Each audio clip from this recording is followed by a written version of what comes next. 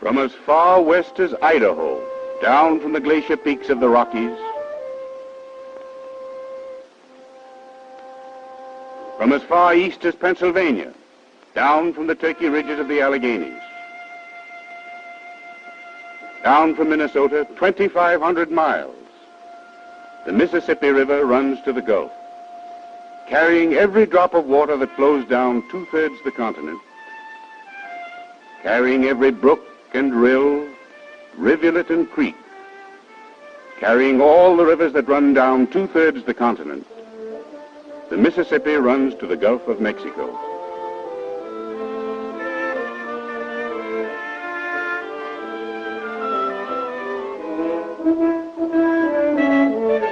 Down the Yellowstone, the Milk, the White and Cheyenne, the Cannonball, the Musselshell, the James and the Sioux, down the Judith, the Grand, the Osage and the Platte, the Skunk, the Salt, the Black in Minnesota, down the Rock, the Illinois and the Kankakee, the Allegheny, the Monongahela, Kanawha and Muskingum, down the Miami, the Wabash, the Licking and the Green, the Cumberland, the Kentucky and the Tennessee, down the Ouachita, the Wichita, the Red and Yazoo.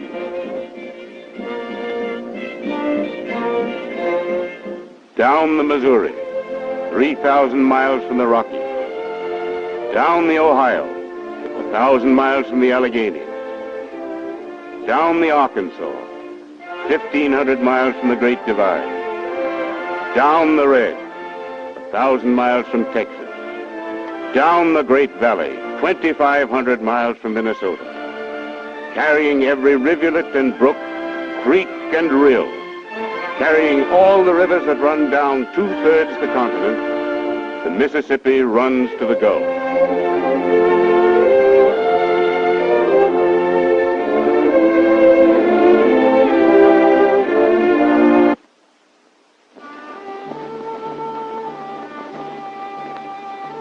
New Orleans to Baton Rouge, Baton Rouge to Natchez, Natchez to Vicksburg, Vicksburg to Memphis, Memphis to Cairo. We built a dike 1,000 miles long. Men and mules, mules and mud. Mules and mud 1,000 miles up the Mississippi. A century before we bought the Great Western River, the Spanish and the French built dikes to keep the Mississippi out of New Orleans at flood stage. In 40 years, we continued to levee the entire length of the Great Alluvial Delta. That mud plain that extends from the Gulf of Mexico clear to the mouth of the Ohio. The ancient valley built up for centuries by the old river spilling her floods across the bottom of the continent. A mud delta of 40,000 square miles. Men and mules, mules and mud. New Orleans to Baton Rouge, Natchez to Vicksburg, Memphis to Cairo, 1,000 miles up the river. And the planters brought their blacks and their plows and their cotton over to the river, down through the Boone Trace, down through Cumberland Gap, over from Georgia and South Carolina, over from the Tidewater, over from the old cotton land west to the Big River, west to the Steamboat Highway, down the highway to the sea.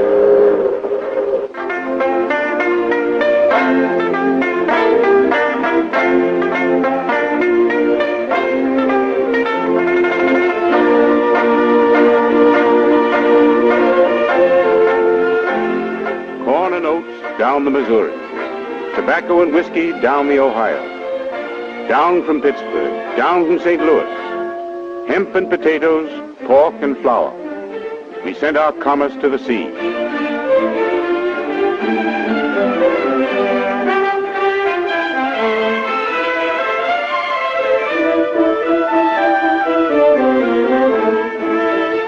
We made cotton king. We rolled 1 million bales down the river for Liverpool and Leeds. 1860, we rolled 4 million bales down the river. Rolled them off Alabama. Rolled them off Mississippi. Rolled them off Louisiana.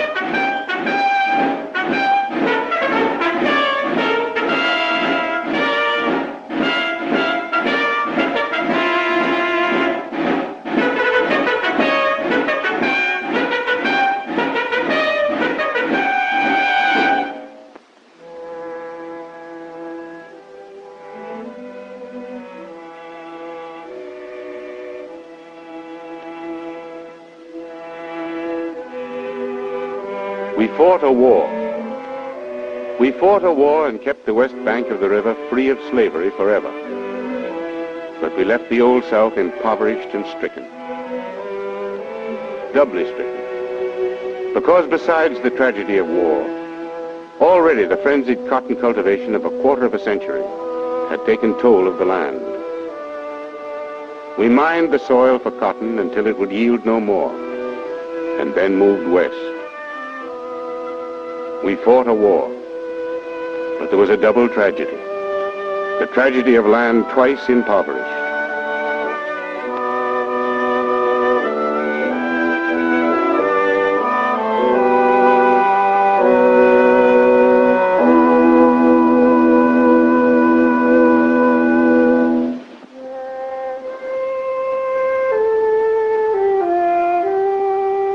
Black spruce and Norway pine, Douglas fir and red cedar, scarlet oak and shagbark hickory, hemlock and aspen.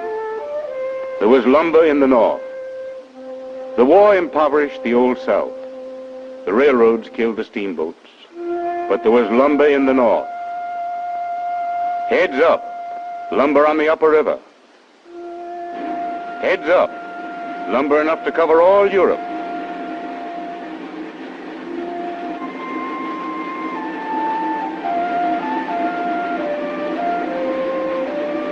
Down from Minnesota and Wisconsin, down to St. Paul, down to St. Louis and St. Joe, lumber for the new continent of the West, lumber for the new mills.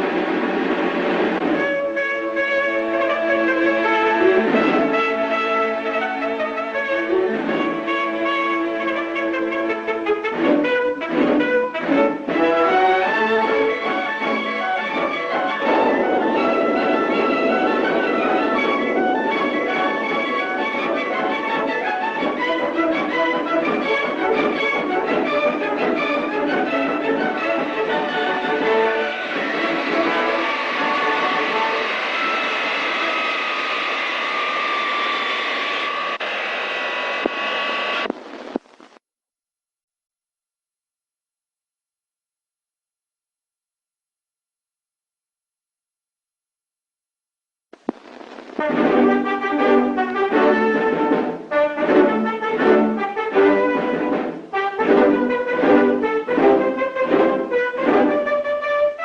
was lumber in the north and coal in the hills. Iron and coal down the Monongahela. Iron and coal down the Ohio. Down to Pittsburgh. Down to Wheeling. Iron and coal for the steel mill. For the railroads driving west and south. For the new cities of the Great Valley.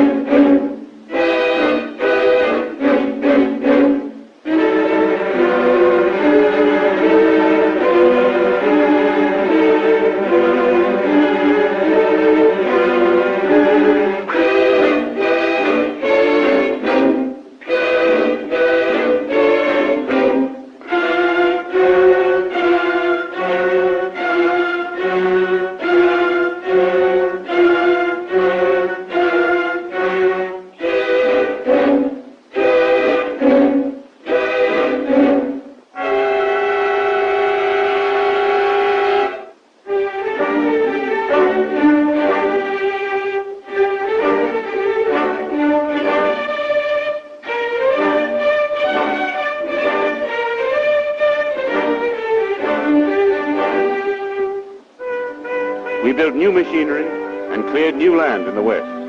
10 million bales down to the Gulf, cotton for the spools of England and France. 15 million bales down to the Gulf, cotton for the spools of Italy and Germany.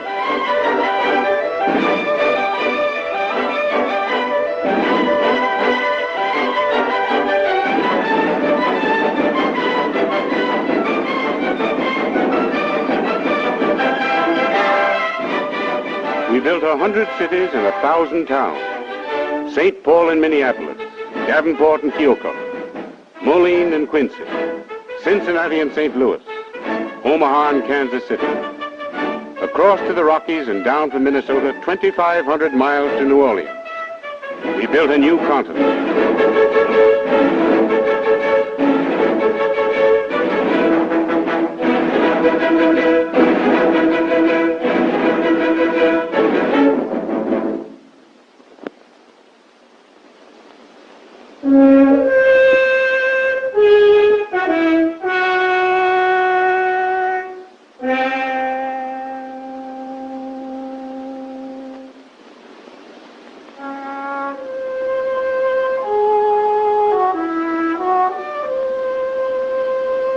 Black spruce and Norway pine, Douglas fir and red cedar, scarlet oak and shagbark hickory. We built 100 cities and 1,000 towns, but at what a cost? We cut the top off the Alleghenies and sent it down the river. We cut the top off Minnesota and sent it down the river. We cut the top off Wisconsin and sent it down the river. We left the mountains and the hills slashed and burned and moved on.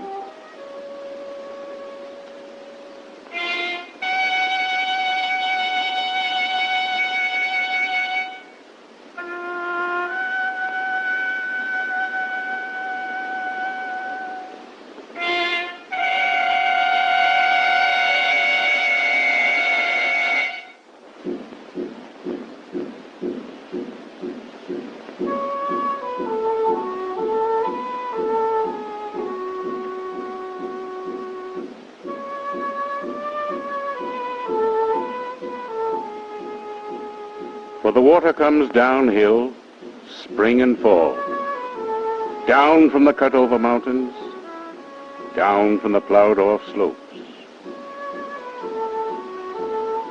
From as far west as Idaho and as far east as Pennsylvania. Down every brook and rill, rivulet and creek, carrying every drop of water that flows down 2/3 the continent. 1903, 1907, 1913, 1916, 1922, 1927, 1936, 1937.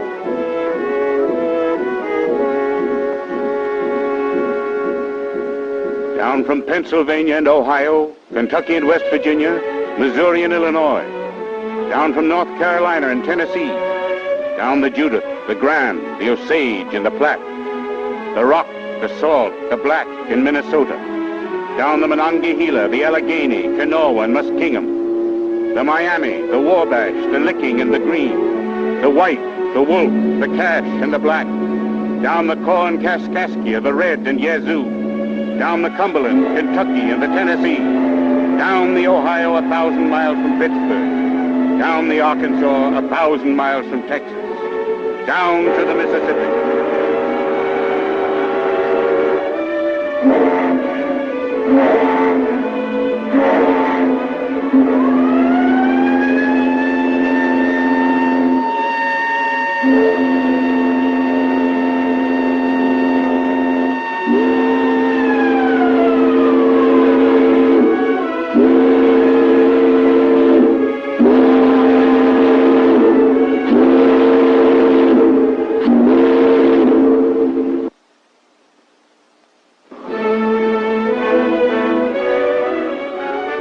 To Baton Rouge, Baton Rouge to Natchez, Natchez to Vicksburg, Vicksburg to Memphis, Memphis to Cairo. 1,000 miles down the levee, the long vigil starts. 38 feet at Baton Rouge, river rising. Helena, river rising. Memphis, river rising. Cairo, river rising. 1,000 miles to go. 1,000 miles of levee to hold. Coast Guard patrol needed at Paducah. Coast Guard patrol needed at Paducah. 200 boats wanted at Hickman. 200 boats wanted at Hickman. Levee patrol, men to Blytheville. Levee patrol, men to Blytheville.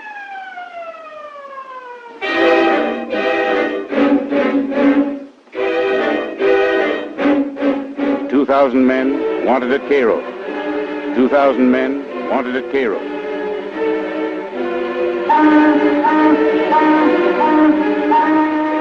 For 100,000 men to fight the old river. We sent every branch of the service down the river to help the sleepless engineers fight a battle on a 2,000-mile front. The Army and the Navy, the Coast Guard and the Marine Corps, the CCC and the WPA, the Red Cross and the Health Service fought night and day to hold the old river off the valley.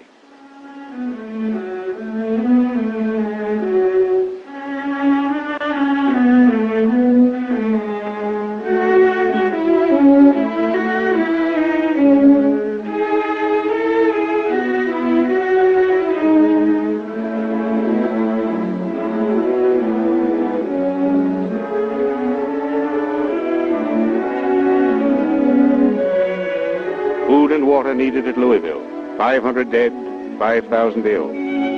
Food and water needed at Cincinnati. Food and medicine needed at Lawrenceburg, 55,000 homeless in Evansville. Food and medicine needed in Aurora. Food and medicine and shelter and clothing for 750,000 down in the valley.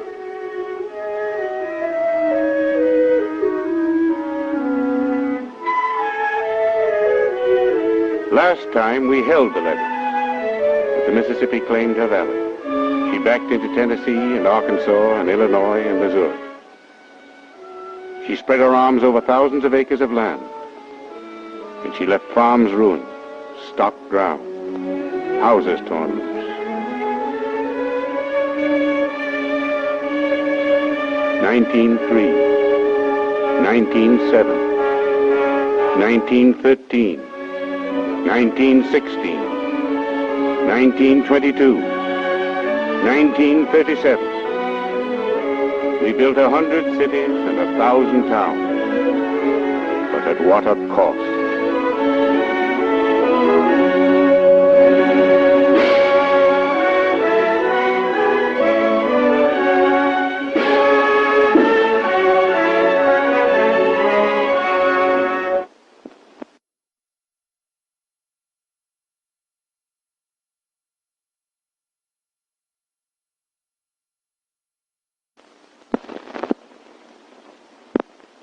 In 1937, the entire nation sent help to the stricken people of the valley.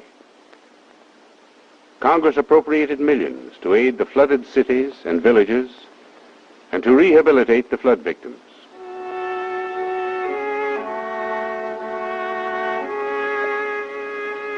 But spring and fall, the water comes down. And for years, the old river has taken a toll from the valley, more serious than ever she does in flood time. Year in, year out, the water comes down. Down from 1,000 hillsides, washing the top off the valley.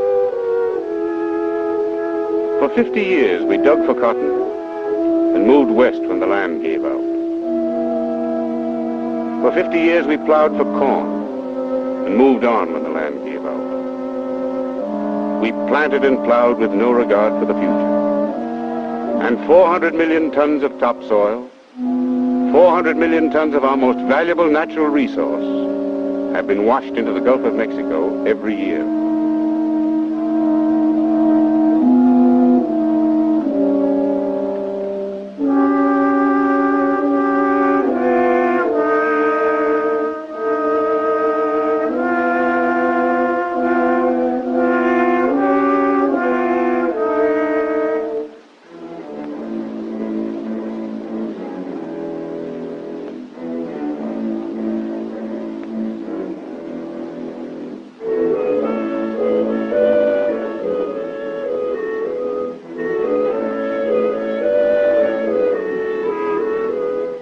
And poor land makes poor people.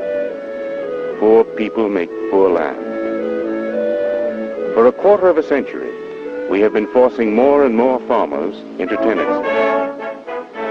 Today, 40% of all the farmers in the Great Valley are tenants. 10% are sharecroppers, down on their knees in the valley. A share of the crop, their only security, no home, no land of their own, aimless, footloose, and impoverished. Unable to eat even from the land, because their cash crop is their only livelihood. Credit at the store, their only reserve.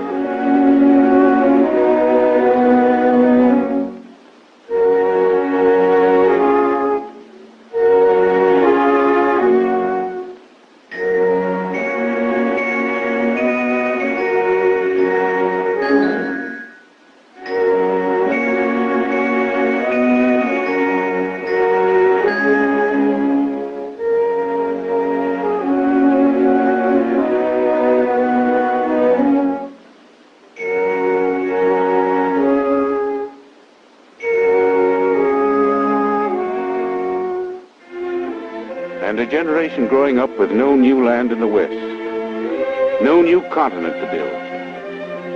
A generation whose people knew Kings Mountain and Shiloh. A generation whose people knew Fremont and Custer. But a generation facing a life of dirt and poverty, disease and drudgery. Growing up without proper food, medical care or schooling. Ill-clad, ill-housed, and ill-fed, and in the greatest river valley in the world.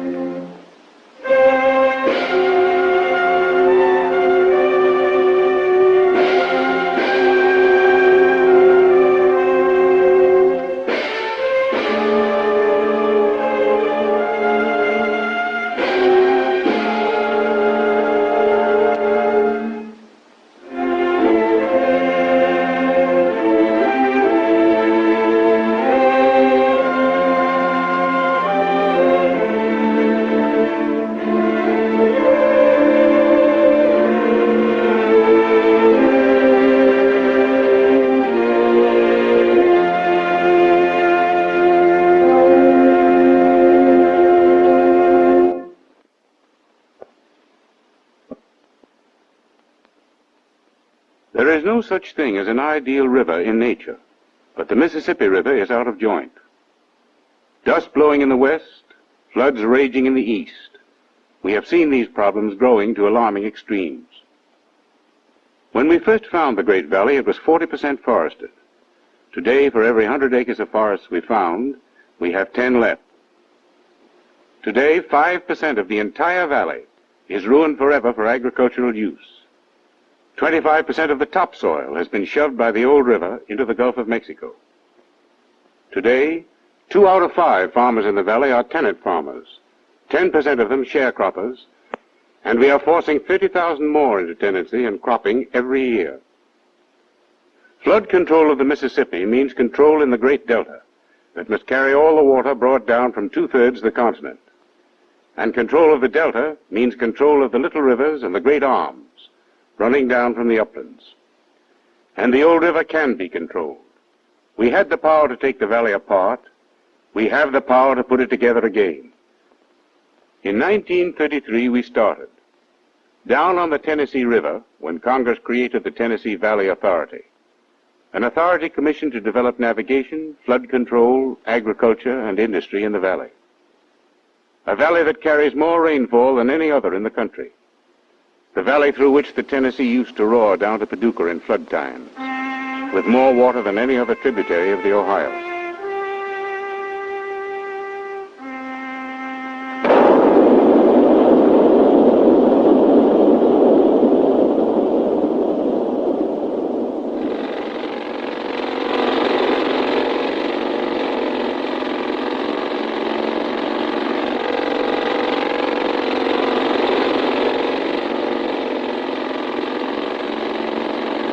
First came the dams.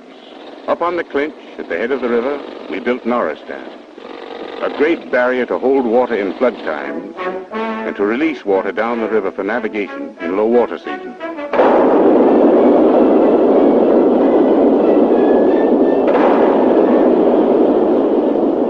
Next came Wheeler, then Guntersville, and Pickwick and Chickamauga.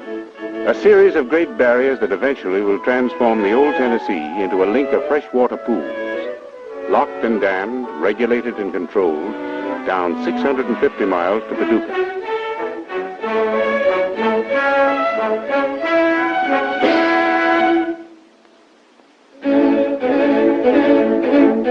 But you cannot plan for water unless you plan for land, for the cut-over mountains, the eroded hills, the gullied fields, that pour their waters unchecked down to the river.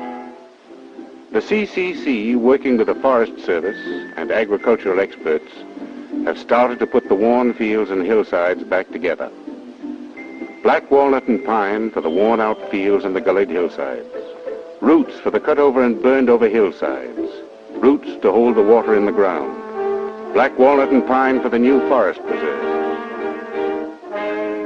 Soil conservation men have worked out crop systems with the farmers of the valley, crops to conserve and enrich the topsoil, so that today 1 million acres of land in the Tennessee Valley are being tilled scientifically, staying instead of speeding the water off the ground.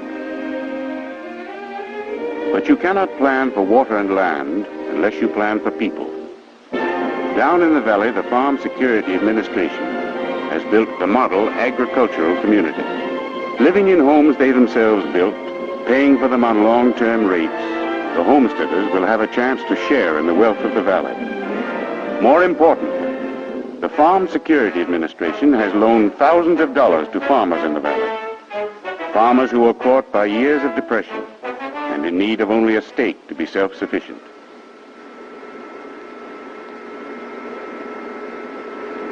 And where there's water, there's power. Where there's water for flood control and water for navigation, there's water for power.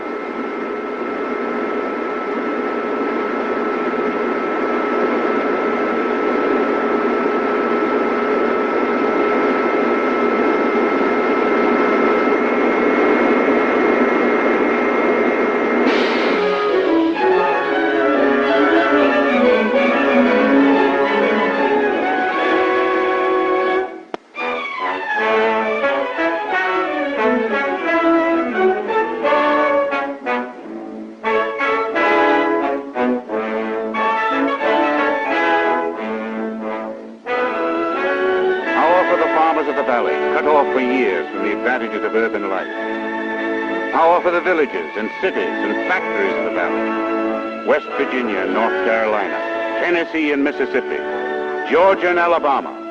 Power to make a new Tennessee Valley for a new generation. power enough to make the river work.